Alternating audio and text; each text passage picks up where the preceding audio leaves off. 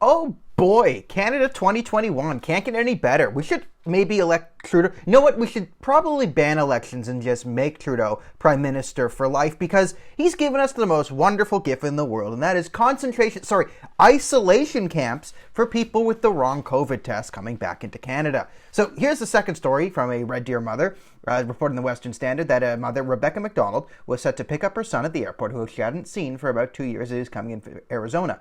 The government deemed he had the wrong coronavirus test, or either it was improper or negative, it doesn't specify, but it was the wrong test.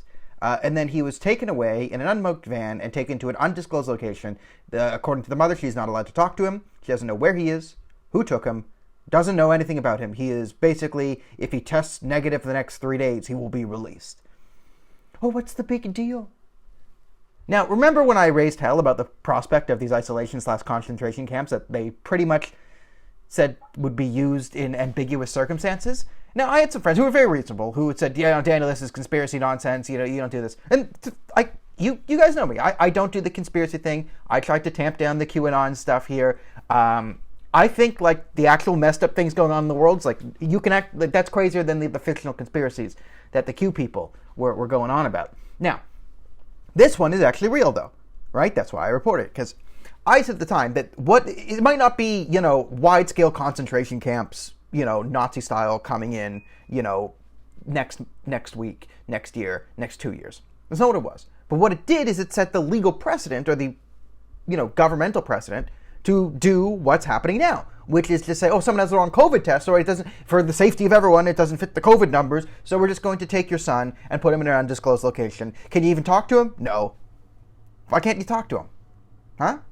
And this stuff is happening in Australia already. It's been happening for a while. So it's not like this is the first time it's happened in a Western country. We had Dr.Tam get on the TV last week and say that they're going to use the help of private security contractors to help enforce the quarantine isolation nonsense. Really?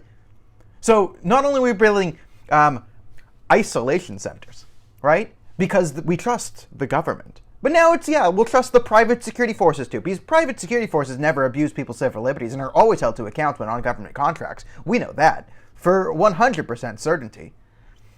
And what frustrates everyone is there's two things. There's the obvious thing that people are looking at is all the politicians were on vacations a couple months ago. There's a big scandal about all the politicians being caught.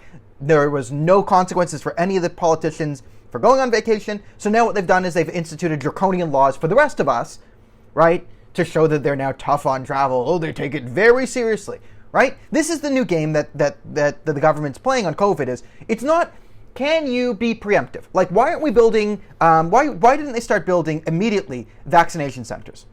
And these aren't people to concentrate them, but like actual buildings and hubs that could be managed, right? Temporary stations where that if you have vaccine rollouts, you could bring people in, right? You could build the refrigeration and everything necessary. So you could have these different hubs that would help you streamline and vaccinate the population quicker.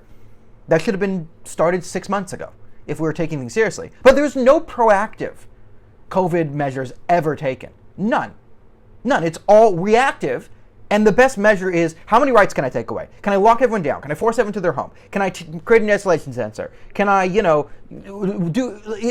it's insane. And there's people who are like, oh, yay, the government, because they're so scared of the virus, right? They think, oh, no, if I get a cold, I'll die. Like, yeah, okay, it's more deadly than the flu. 3 times, 2 times, 3 times, we don't know. More transmissible.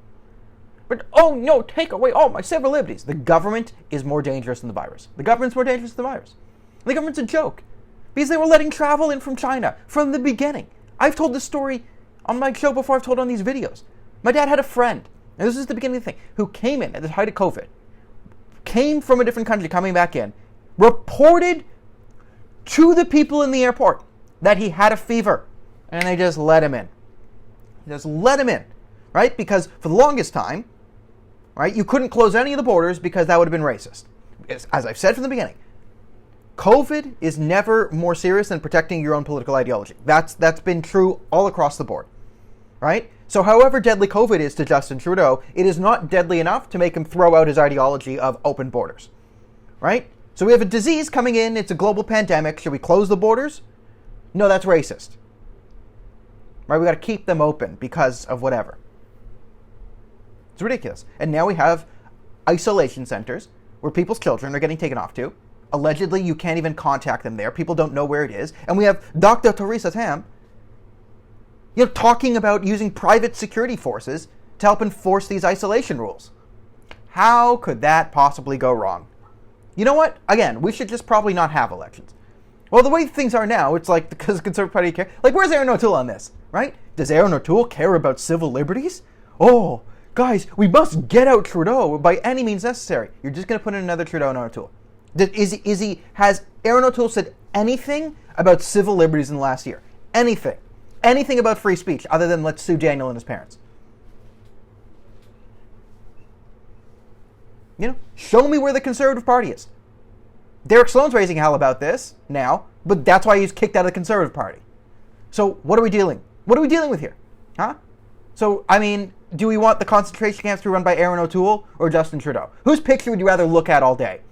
Justin Trudeau or Erin O'Toole? That's like the question you have to ask. When you're my bunkmate, well, it'll probably kill me before. But like when you're my bunkmate in the isolation camps, concentration camps, whatever camps, right? Whose picture do you want to look at? Oil painting of Trudeau or oil painting of Erin O'Toole? Those are your two options in Canada. What a wonderful world.